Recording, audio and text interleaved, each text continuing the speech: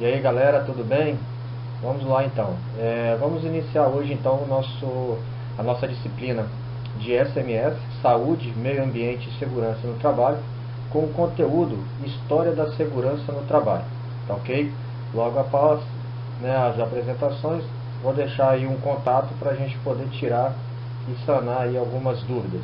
Ok?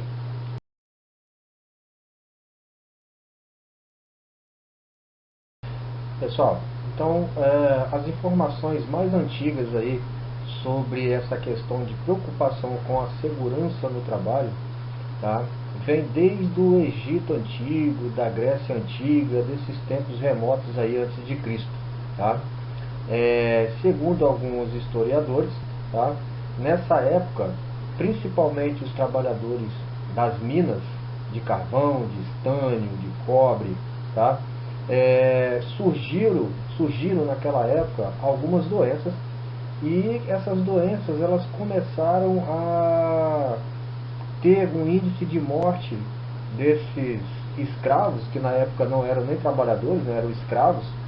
Gerou-se então uma grande mortalidade desses escravos. E aí o que aconteceu? Né?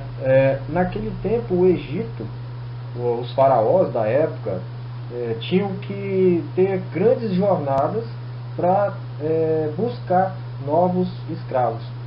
E com essa preocupação do faraó, dos faraós ter que irem cada vez mais longe buscar os escravos, tornou-se aí uma possibilidade de melhorar as condições de trabalho desses escravos para poder evitar ao máximo, tá, a mortalidade desses escravos. Tá? E aí o faraó daquela época, tá, tendo em vista os seus subordinados, tá, identificou essa situação e colocou em evidência para que pudesse melhorar essas condições desses escravos. Não porque eles eram trabalhadores, como eu falei, eles eram escravos, e as doenças que estavam sendo relacionadas àquela época, estava tendo um índice de mortalidade muito grande. Algum tempo depois, na civilização greco-romana, dois personagens importantíssimos na história também contribuíram para o desenvolvimento na segurança do trabalho, que foi o Hipócrates e Aristóteles. Tá? Aristóteles cuidou das enfermidades dos mineiros e tentava evitá-las. A mesma situação que aconteceu lá no Egito Antigo. Tá? E também o Hipócrates, hoje considerado aí o pai da medicina, ele também identificou algumas doenças, tá, relacionadas ao trabalho, e tentava minimizar ou tentava também evitar essas doenças nesses mineradores. Então, como vocês podem ver, tá, desde o Egito Antigo, da Grécia Antiga, que surgiu o que nós conhecemos hoje como segurança no trabalho. Mas até então era só uma situação remota, ou seja, para poder tentar minimizar o máximo das mortalidades que aconteciam e evitar que, no caso aí, os romanos e os egípcios fossem mais longe aí para poder buscar novos escravos para poder trabalhar nas minas que eles possuíam.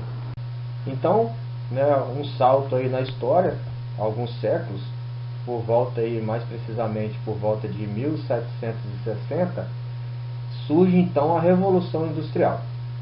Bom, a Revolução Industrial, ela trouxe coisas boas e trouxe coisas ruins. Muita gente ela gosta de ver as coisas boas, mas a Revolução Industrial também trouxe coisas ruins. Em relação ao que? Aumento de acidente, aumento de mortes produzidos pela questão dos acidentes, enfim, várias outras situações. Mas vamos lá. Em relação às coisas boas, o artesão deixou de fazer literalmente um serviço braçal, um serviço manual, para ter o auxílio das máquinas a vapor. Ok? Isso aumentou a produtividade, tá? A qualidade dos produtos, enfim, também houve essas coisas boas aí. Em contrapartida, tá? em relação à questão de segurança, não existia. As máquinas elas eram muito robustas, tá? Sem proteção nenhuma. E aí, o que acontecia? Os profissionais que trabalhavam nessas máquinas também não tinham nenhum tipo de preparação. Não tinha treinamentos para poder desenvolver essas atividades. E com isso, o trabalhador ficava vulnerável àquele equipamento. E com isso, o índice de acidente aumentou. Esses acidentes provocavam esmagamentos, amputamentos e o seu ápice maior, que era o óbito. Então, houve um crescimento muito grande de acidentes, tá? Com amputação, afastamento. E aí, naquela época, não tinha o que nós temos hoje. As garantias de INSS que nós temos hoje, né? E aí o trabalhador ficava desamparado. Então, muitas famílias passavam fome em relação a essa questão. Então, a Revolução Industrial, ela veio para dar um salto gigantesco na época da questão da tecnologia, né? Porque a máquina a vapor na época, 1760, era a tecnologia. Hoje nós temos braços robóticos aí que fazem muito mais do que na época fazia. Mas o bem da verdade é que também a Revolução Industrial ela trouxe uma situação muito agravante na questão dos acidentes de trabalho. Dando mais um salto aí na história, tá? Mais precisamente aqui para o nosso país, o Brasil, por volta de 1891, começou-se aí a ter alguns benefícios. Os trabalhadores começaram a ter aí alguns benefícios, tá? Então, em 1891, preocupação prevencionista teve início com a lei que tratava a proteção do trabalho dos menores. Depois, em 1919, foi criada aí a primeira lei brasileira sobre acidentes de trabalho. Em 1941, empresários fundam no Rio de Janeiro a ABPA, Associação Brasileira para a Prevenção de Acidentes. E em 1943 foi aí o ponto primordial para a legislação trabalhista no Brasil, que foi a criação da nossa CLT, tá? Ela foi criada em 1943 e entrou em vigor no dia 10 de 11 de 43. Foi o instrumento jurídico que viria a ser prática efetiva da prevenção de acidentes no Brasil. Mas, como aqui no Brasil as coisas acontecem sempre lentamente, tá? Hoje nós temos uma CLT bem considerável. O trabalhador hoje ele é totalmente amparado pelas leis trabalhistas. Mas imagine isso em 1943, quando surgiu e que ainda os criadores, né, os estudiosos da época, ainda também não tinham nenhum tipo de conhecimento. Olha a quantidade de tempo que se passou para chegar até os dias atuais, e ainda nos dias atuais eles querem ainda tirar alguns benefícios que o trabalhador construiu, né, na verdade, ao longo desses anos aí. Então, olha só, o objetivo. Qual foi o objetivo da criação da CLT? Objetivando maior entendimento à matéria e agilizar a implementação dos dispositivos da CLT referente à segurança e higiene do trabalho, além de garantir a assistência médica, hospitalar e farmacêutica aos acidentados e indenizações por danos pessoais por acidentes. Aí vocês imaginem, lá em 1760, que a gente comentou aí na Revolução Industrial, no slide anterior, como que era essa situação de benefícios para os trabalhadores. Não existia, na verdade, né? Não existia. Então, com a criação da CLT, o empregador se tornou obrigado, tá, a ter toda a documentação do trabalhador em dia, porque se caso ele sofresse o acidente, a responsabilidade por esse acidentado era do empregador, tá ok? E aí quando esse acidente acontece, o empregador ele é responsável por tudo isso aí, assistência médica, hospitalar, farmacêutica, tá? E possíveis indenizações em casos de que o trabalhador estava exposto e o empregador não teve nenhum tipo de atitude para prevenir aquele acidente, tá? E aí vai ser gerada a indenização desse trabalhador em cima dessa negligência do empregador, tá ok? E acontecendo nesse caso qualquer tipo de acidente com o trabalhador, a responsabilidade é da empresa. Obviamente hoje nós temos o INSS que também contribui para essa situação aí, ok? Mas lá na época da Revolução Industrial não existia o que nós temos hoje aí, que é a CLT. Continuando então aí a nossa viagem pela história aí, na segurança do trabalho no Brasil, em 1960, a portaria 319 regulamentou aí a utilização dos EPIs, que até então também não existia. E a partir desse ano de 1960, essa portaria aí decretou que todos os trabalhadores deveriam estar utilizando o EPI de acordo com os riscos que eles estavam expostos. Em 1974, iniciando então os cursos de formação para profissionais da área de segurança, higiene e medicina do trabalho. Em 1974 foi criado então uma portaria para poder estar qualificando profissionais para trabalhar nessa área de segurança do trabalho. Aí você imagine, 1974, nós estamos falando aí de situações de 1860, 1970 e por aí vai. Olha como que isso teve que... A velocidade foi tão lenta para chegar em alguns pontos importantes da história, né, em relação à segurança, que somente em 1974 foi criada aí uma portaria para desenvolver cursos de capacitação para profissionais da área de segurança.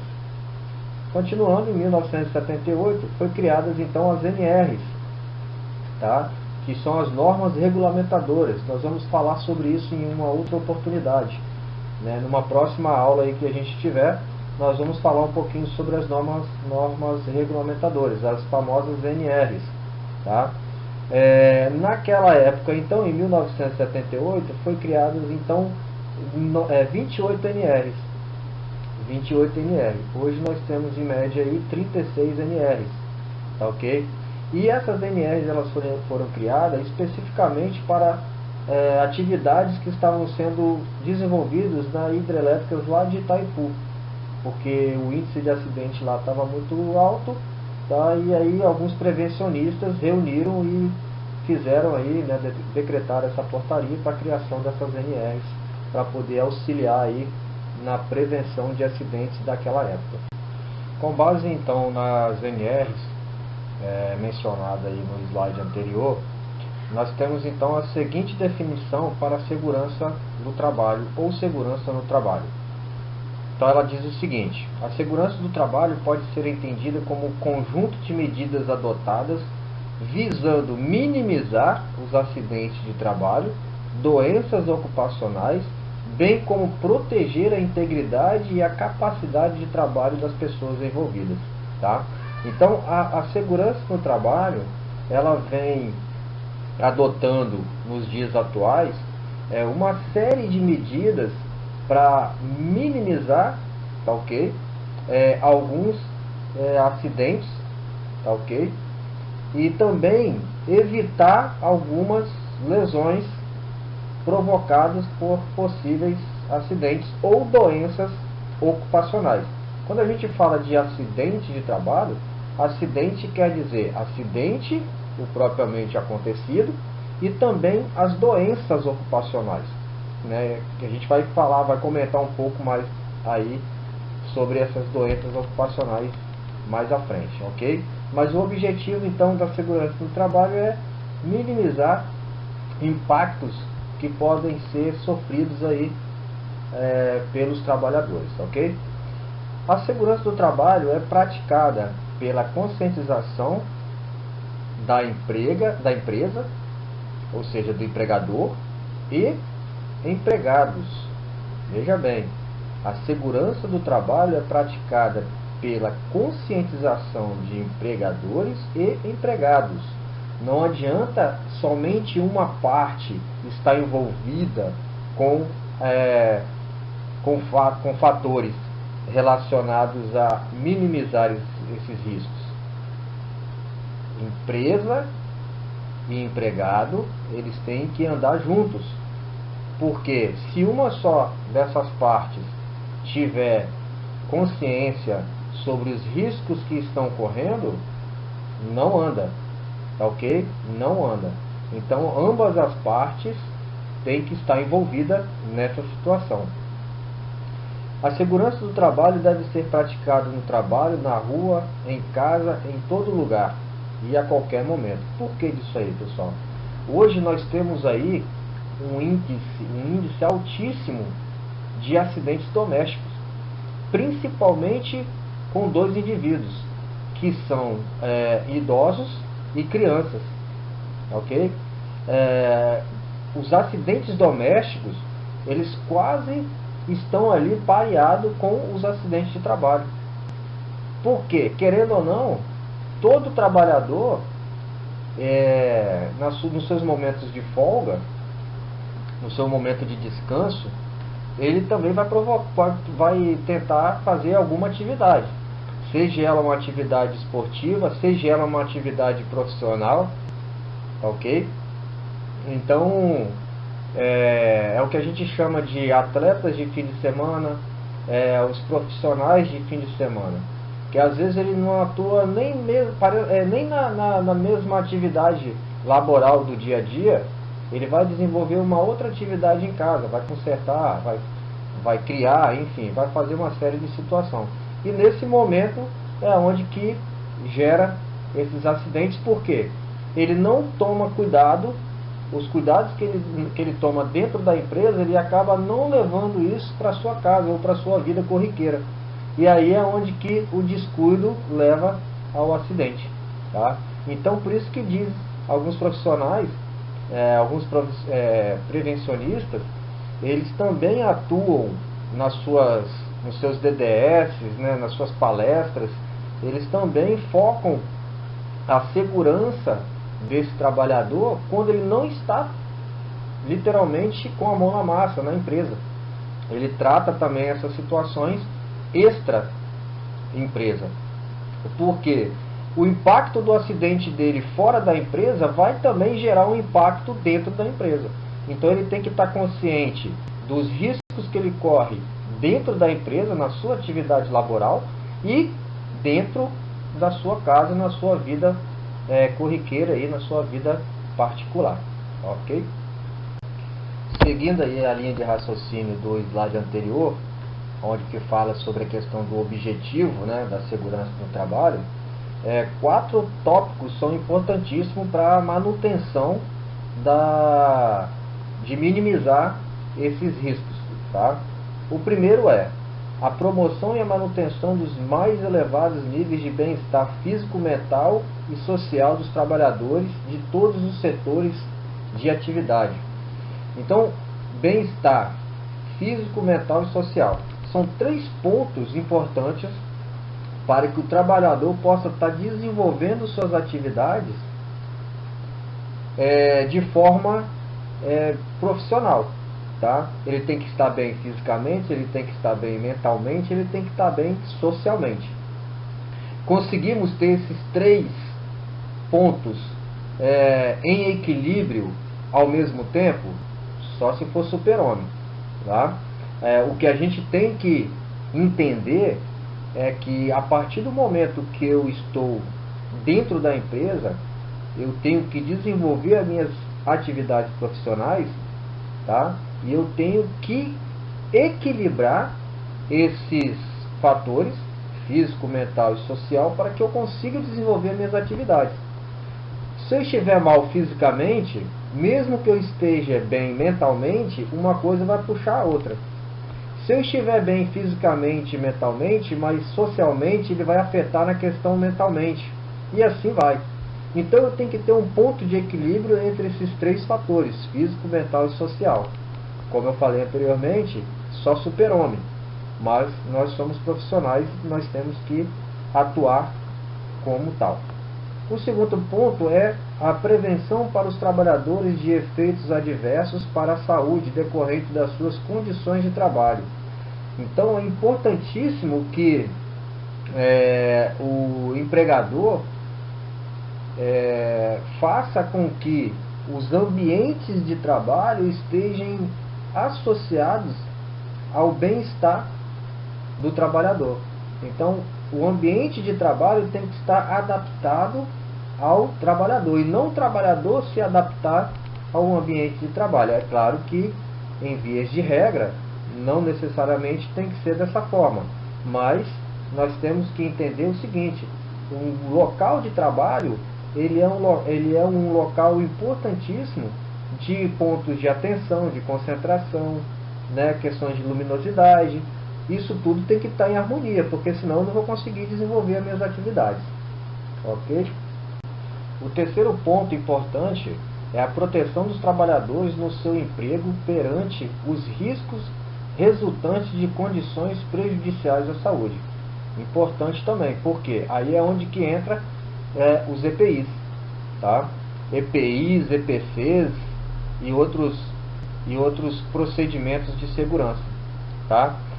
Nesse ponto aí, o empregador ele tem que ter ciência dos riscos das atividades da sua empresa e colocar esses riscos em evidência para que os trabalhadores, para que os funcionários tenham ciência de quais são os riscos que eles estão expostos, e o empregador também fornecer os EPIs adequados de acordo com os riscos que esses empregados estão expostos, tá?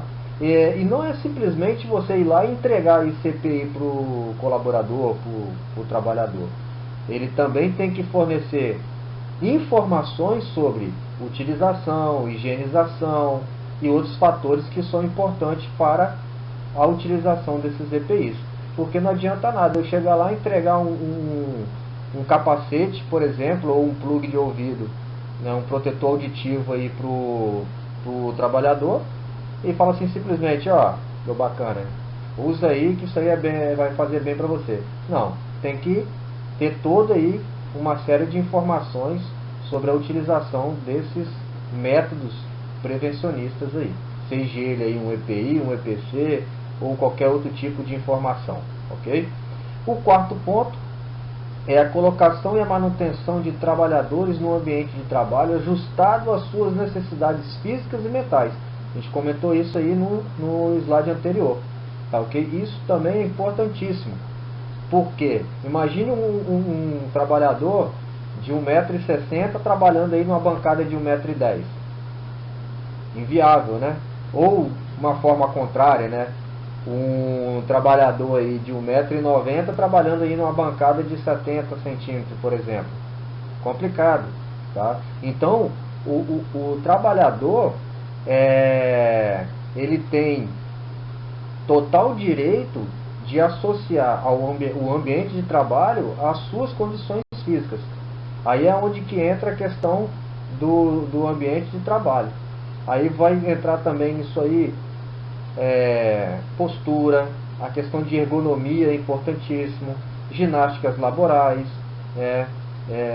enfim, uma série de outros métodos para poder melhorar as condições físicas do trabalhador mediante ao ambiente de trabalho, ok?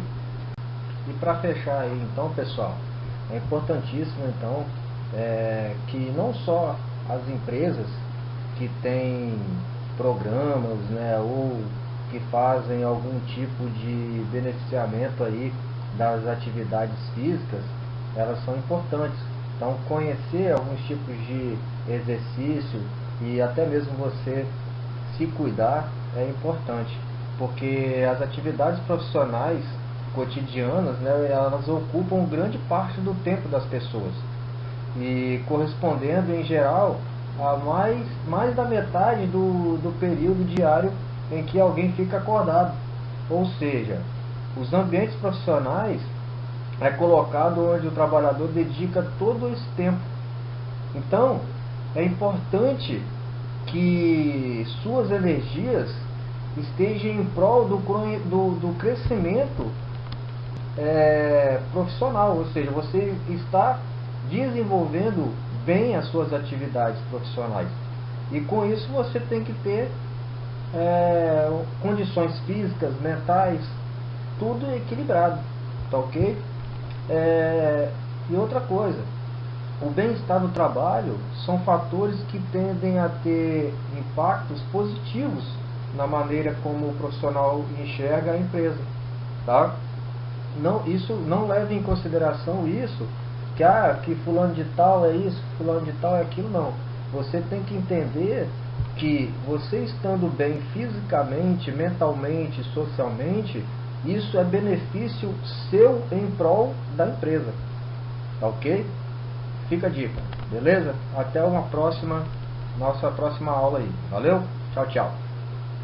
Bom, então é isso aí, pessoal. Damos fim então aí às nossas explicações, nossa aula, ok? Qualquer dúvida que vocês tiverem aí, vocês podem estar enviando aí a pergunta aí pro e-mail que está descrito no slide, tá ok? Que a gente vai tentar responder o mais rápido possível, beleza? Boas aulas, bons estudos e façam aí seus exercícios da melhor maneira possível. Se tiver dúvida aí, manda uma perguntinha pra gente que a gente tenta responder o mais rápido possível, beleza? Valeu!